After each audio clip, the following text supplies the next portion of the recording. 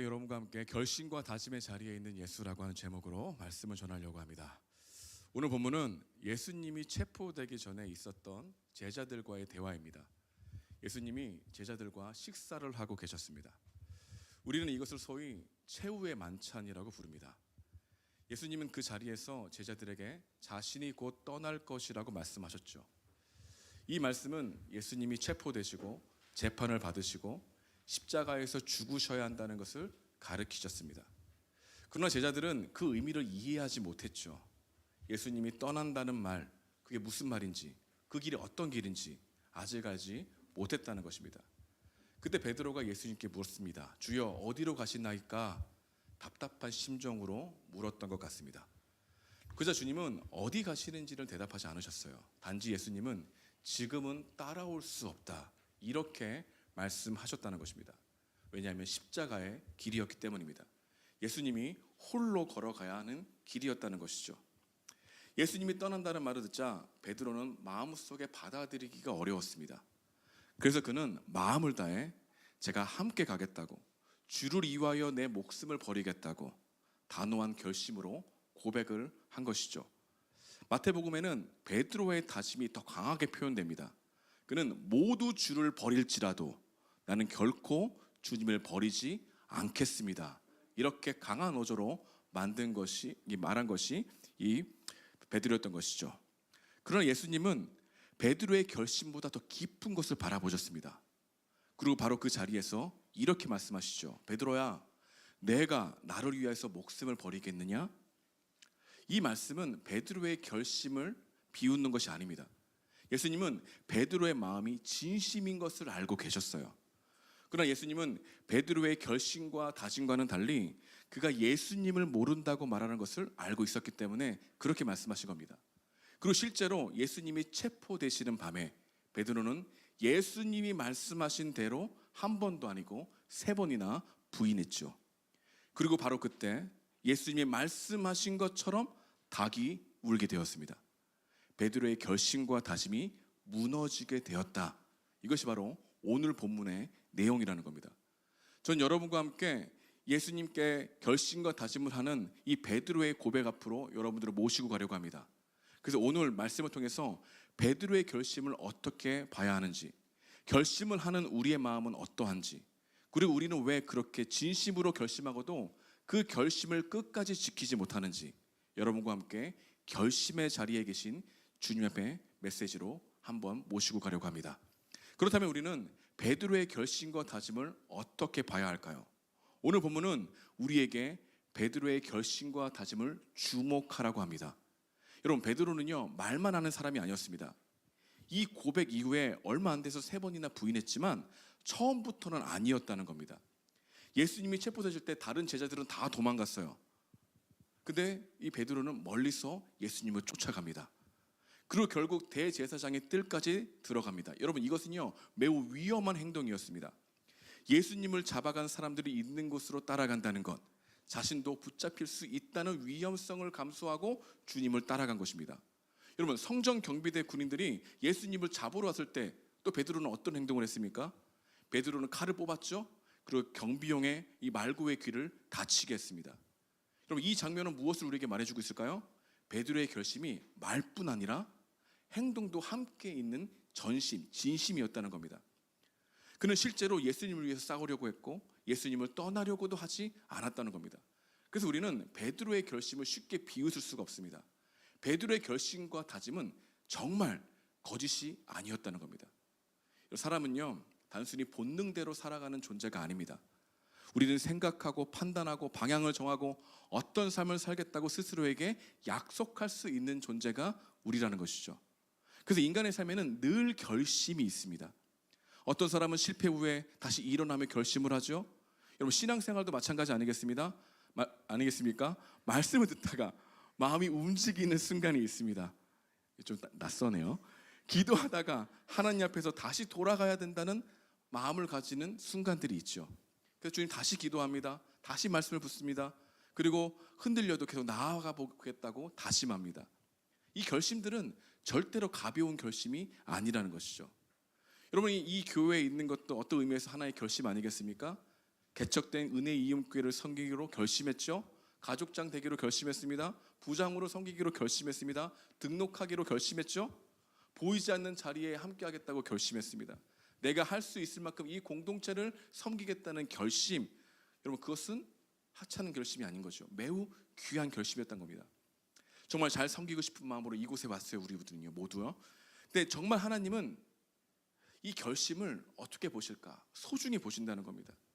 베드로가 보여준 이 결심 또한 그 자체는 너무 귀하다는 것이죠. 여러분 구약 성경에서요, 이 결심을 강조하는 이야기들이 많습니다. 이번 여호수아를 보십시오. 그는 가나안 땅에 들어갈 때 이 이스라엘 백성들에게 우상과 하나님 사이에 흔들리는 그들에게 결단을 촉구했습니다.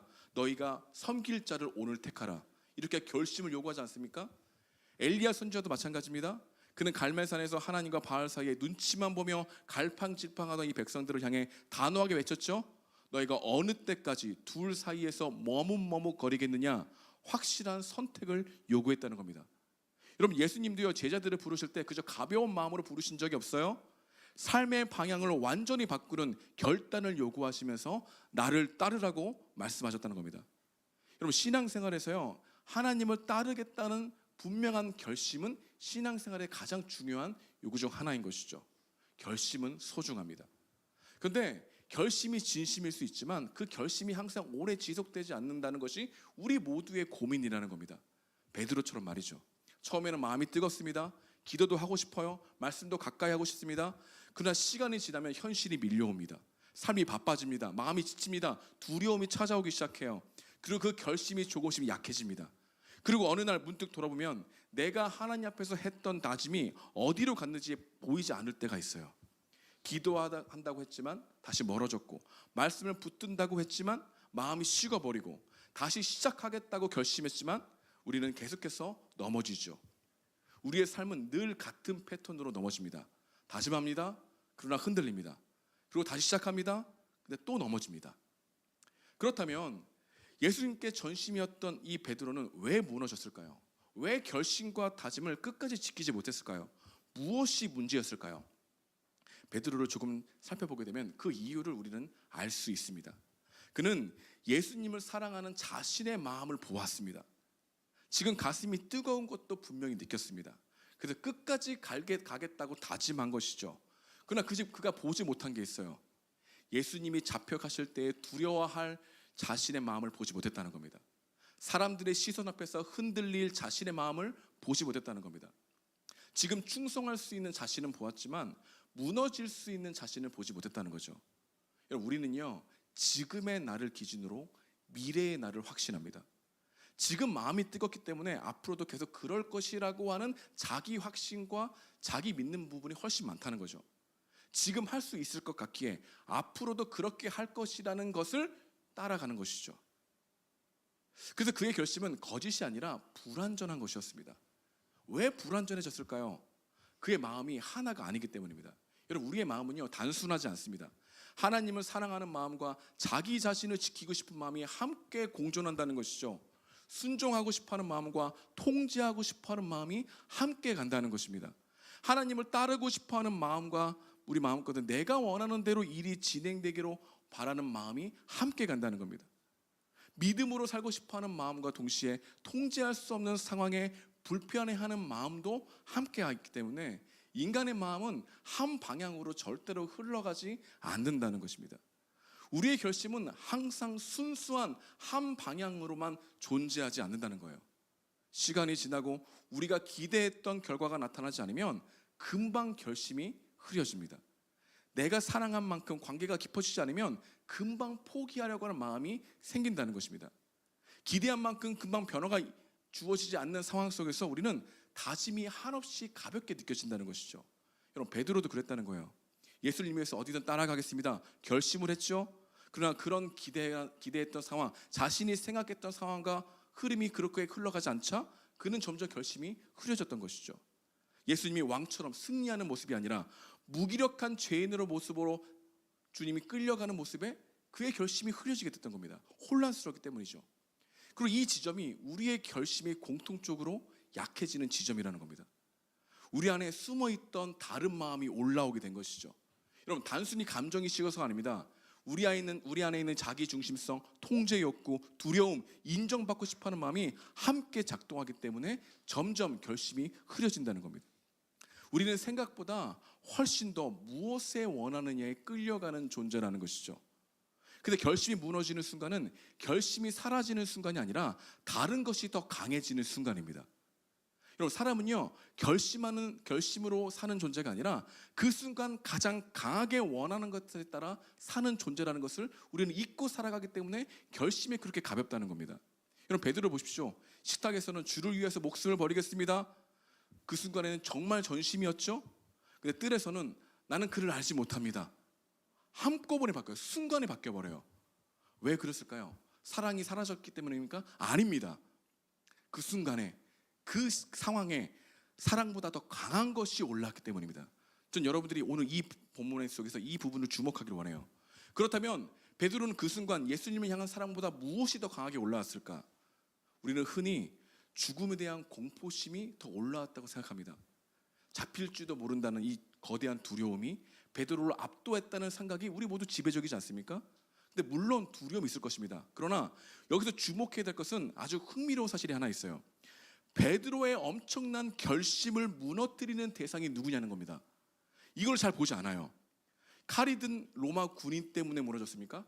아니라는 겁니다. 권력은 진 이 재판관의 판단 때문에 무너졌습니까? 아니라는 거죠. 성경은요, 누구 때문에 무너졌는가?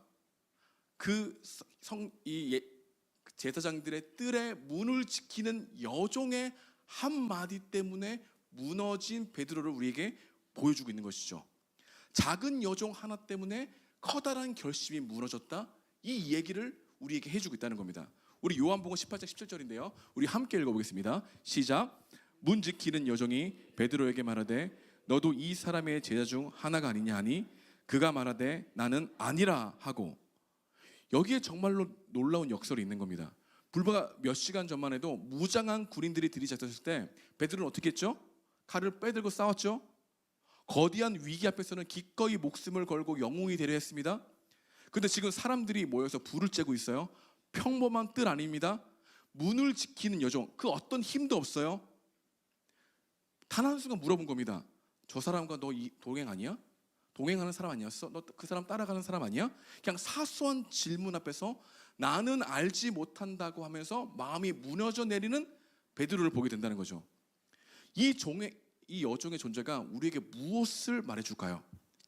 우리의 굳은 결심과 다짐은 거창하고 거대한 위기 앞에서 무너진 게 아니라는 겁니다. 우리의 결심은 지극히 일상적이고 사소한 관계 속에서 무너지게 된다는 거죠. 베드로는 그 순간 단지 목숨을 잃을까 봐 두려웠던 것이 아닙니다. 그는 당장 불을 쬐고 있는 그 사람들의 무리에서 이상한 사람으로 취급받을까 봐 그것이 훨씬 두려웠던 것이죠. 어색하고 불편한 공기를 견딜 수 없었던 겁니다. 자신이 옳다고 믿는 진리가 흔들리는데, 여러분, 그것이 커다란 위협이 아니라 당장 내 눈앞에 있는 사람들에게 거슬리지 않고 이 무리에서 안전하게 있고 싶어하는 그 마음이 순간 베드로를 지배했다는 겁니다.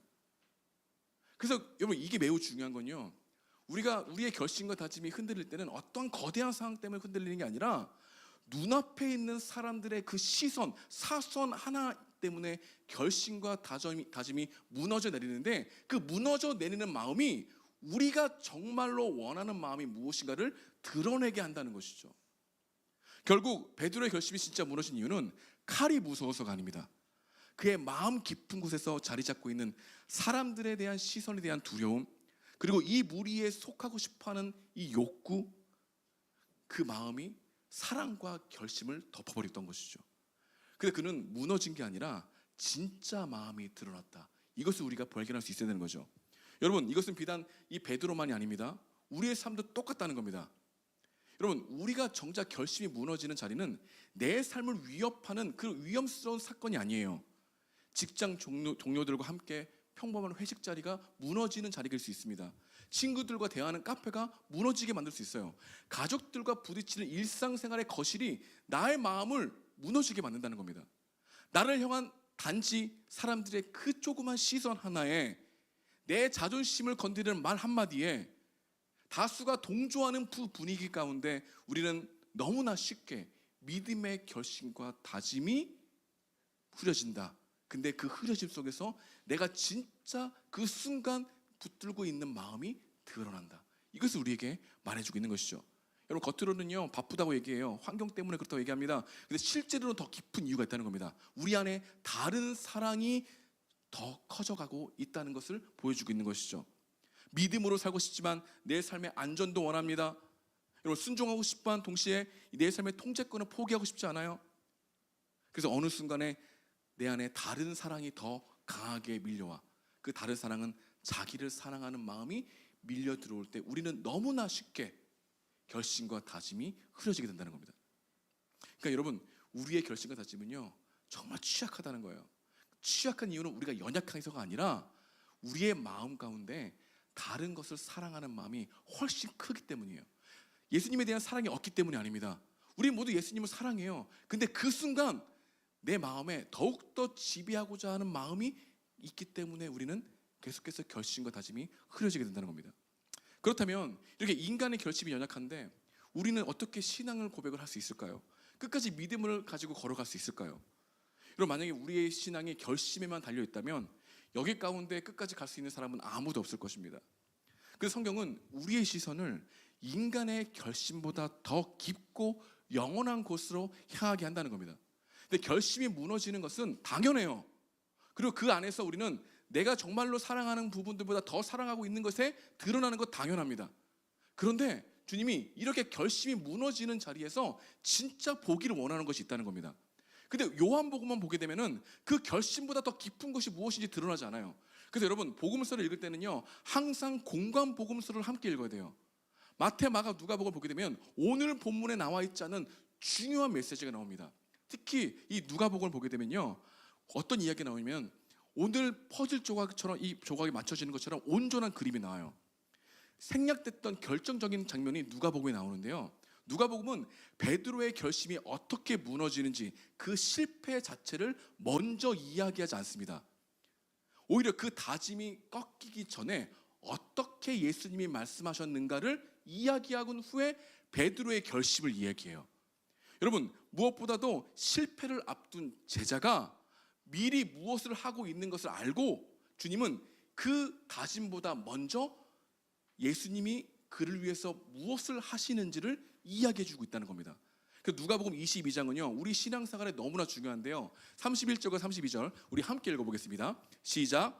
시몬아 시몬아, 보라, 사탄이 너희를 밀 까부르듯 하려고 요구하였으나 그러나 내가 너를 위하여 내 믿음이 떨어지지 않기를 기도하였노니 너는 돌이킨 후에 내 형제를 굳게 하라. 그 다음에 나오는 게 베드로의 결심이고 그 결심 뒤에 넌 나를 부인할 거야, 이 얘기가 나오고 있다는 겁니다.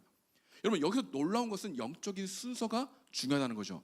베드로가 스스로 짓겠다고 하는 결심 이전에 이미 사탄의 집요한 공격이 있습니다. 그러나 그 사탄의 집요한 공격보다 먼저 있는 것이 무엇입니까? 예수님의 간절한 중보 기도가 있다는 것이죠. 여러분, 베드로의 신앙은 자신의 얄팍한 결심 위에 서 있는 게 아니라 그의 신앙은 이미 그를 위해 중보하고 있는 예수님의 은혜 안에 있다, 이 이야기를 듣고 결심을 봐야 한다는 것이죠. 예수님은 베드로의 호언장담하는 것을 아시고 불과 몇 시간 후에 부인할 것을 아셨습니다. 그런데 그에게 부르시고 끝까지 너 자신이 어떻게 할지를 말씀하시는 이유는 베드로의 다짐을 믿었기 때문이 아니라 베드로가 넘어질지라도 중보자이신 자신이 베드로를 위해서 무엇을 하고 있는지를 나중에 깨닫게 하시기 위해서 그 이야기를 하셨다는 것이죠. 여러분, 이게 너무 중요합니다. 이게 우리 가운데 기쁜 소식이라는 거예요. 예수님은 베드로의 실패를 미리 말씀하시고 그 연약함을 낱낱이 드러내신 이유는 그를 정죄하거나 너는 안 될 놈이야 판단하기 위해서가 아니라 오히려 내가 넘어질 것을 알고 내가 너를 끝까지 붙들고 있다는 것을 깨닫게 하기 위해서 그 결심을 들은 거야, 이 이야기를 하심으로 베드로를 끌고 갔다는 겁니다. 그러니까 여러분, 우리가 중보자 예수님의 은혜가 무엇인지를 알 때 우리 신앙생활의 결심과 다짐이 얼마나 중요한 것을 다시 깨닫게 된다는 겁니다. 여러분, 주님의 강권적인 붙드심이 무엇입니까? 여러분, 이 결심과 다짐이 넘어질 거 아세요. 너무나 잘 압니다. 근데 주님이 계속 넘어지지 않도록 여러분을 위해 중보하고 계세요. 붙들고 계세요. 그래야 우리의 결심과 다짐이 잘못된 방향으로 흘러가지 않는다는 것을 성경이 말하고 있다는 겁니다. 예수님은 결심이 무너지는 바로 그 순간 실제로 베드로를 붙들고 있었죠. 대제사장 뜰에서 3번 부인합니다. 그리고 그 마음 가운데 하나님의, 나는 내가 예수님을 사랑했는데 나는 그 예수님을 부인했구나라고 하는 통곡의 눈물을 흘리게 되는 것이죠. 근데 이 통곡은요, 단순히 내 결심이 실패했다고 우는 것이 아니라 자신이 사랑하는 분을 내 입으로 부인했다는 사실에 가슴 아파하며 사랑의 눈물을 흘리는 것 자체가 벌써 예수님이 이미 중보하고 계셨다는 사실을 드러낸다는 것입니다. 여러분, 여러분들이 어떤 것을 실패하고 좌절할 때 나는 원래 그래, 나는 역시 약해, 이렇게만 생각하다가 어느 순간 그래도 다시 주님께 나아가야지 라고 하는 마음은 누구의 중보로 세워지는 겁니까? 예수 그리스도의 중보로 세워지는 마음이라는 겁니다. 여러분, 사단은 여러분들에게 계속해서 정죄할 겁니다. 정죄해서 주님을 계속 피하게 할 거예요. 말씀을 피하려고 할 겁니다. 기도를 피하게 하려고 해. 근데 기도가 생각나. 여러분, 누가복음 15장에 보게 되면은 둘째 아들이 마음 가운데 모든 것을 절망 가운데 있을 때 이에 스스로 돌이켜 아버지께로 돌아가려고 하는 은총의 마음이 심겨졌다는 것을 우리 예수님 말씀하셨죠. 근데 여러분, 결심과 다짐이 무너졌는데 나는 안 돼, 근데 결심하지 말아야지, 이런 방식으로 주님이 이끌어가는 게 아니라 결심이 무너진 그 자리에서 다시 주님께로 나아가고자 하는 결심이 새기게 하시는 방식이 우리 주님이 여러분들을 붙들고 계시는 중보의 은혜라는 겁니다. 그렇기 때문에 우리의 신앙은 결심으로 시작하지만 신앙생활의 유지는 우리의 결심으로 유지되는 게 아니라 주님의 은혜로 유지된다. 이게 복음이라는 거예요.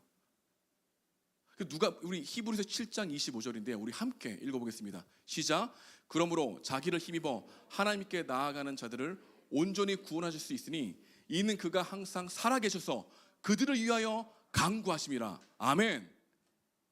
여러분, 지금도 우리 예수님은요, 하나님 우편에서 우리를 위해 중보하고 계십니다. 그 중보 기도는 절대로 땅에 떨어지는 일이 없어요.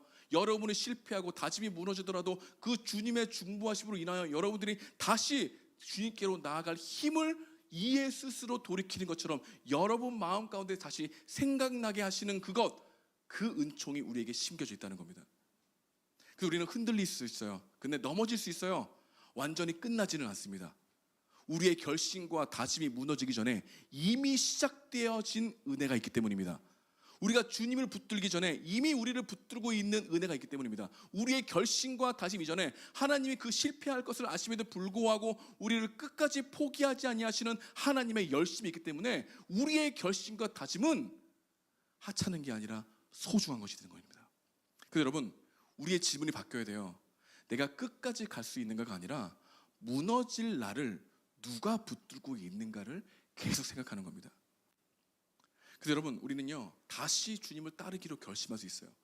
기도하기로 결심할 수 있어요. 근데 어떤 사람은요, 자신이 못할 것 같으면 결심조차 하지 않습니다.